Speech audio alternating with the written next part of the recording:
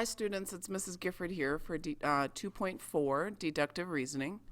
And after this lesson, you will be able to use the laws of detachment and syllogism to draw conclusions.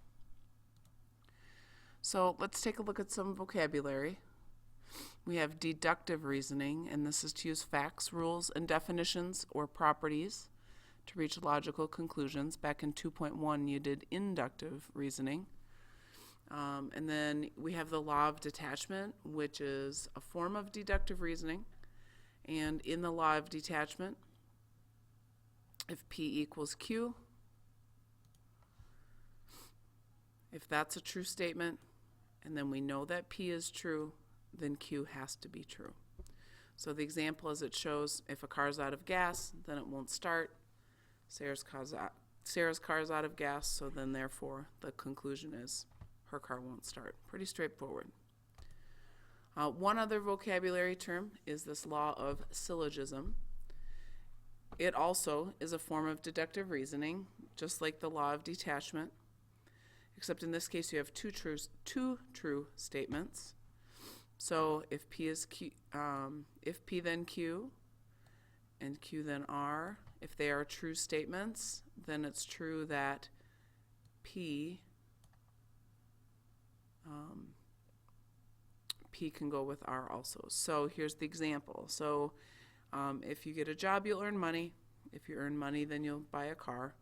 So the valid conclusion is, if you get a job, then you will buy a car, or you can buy a car. So you have two statements with this one. So let's do some examples. This first one, we're going to determine if the conclusion is based on inductive reasoning or deductive reasoning. Again, you did inductive back in 2.1. So example 1 says none of the students who ride Raul's bus own a car. Ebony rides the bus to school, and so Raul concludes that Ebony does not own a car. Well, here's the thing. We're going to look at the facts.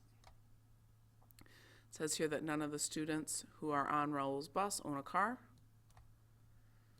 Ebony's on Raul's bus, and so he concludes that Ebony does not own a car.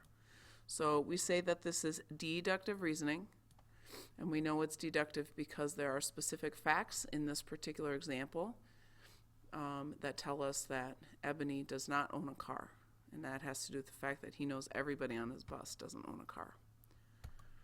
All right, let's look at example 2. We have to determine if the conclusion is valid based on the given information. So it says here that if a student turns in a permission slip, then a student can go on the field trip. Felipe turned in his permission slip. So is this valid or not valid that he can go on the field trip? In this case, it's valid. And again, we use deductive reasoning, which is the law of detachment that says we're going to come up with this conclusion based on the fact that if he brings in a permission slip, then a student can go on the trip.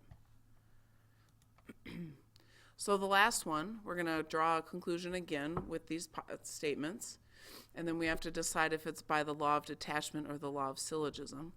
So from here it says we are given that the midpoint divides a segment into two congruent segments. If two segments are congruent, then their measures are equal. So therefore M is the midpoint of AB.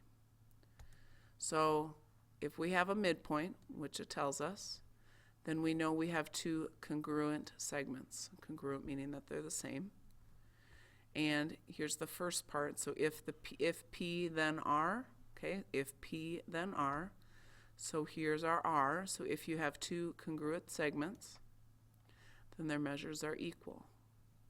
Okay, sorry, if P then Q, so here's our if Q then R, so their measures are equal. So from here, because of that and the law of syllogism, we know that the measure of AM is equal to the measure of MB. And again, we know if P then Q, and then if Q then R, so we know because the midpoint, and that gives us that the measures are equal. So AM and MB are the same. There you have it, folks, all about deductive reasoning.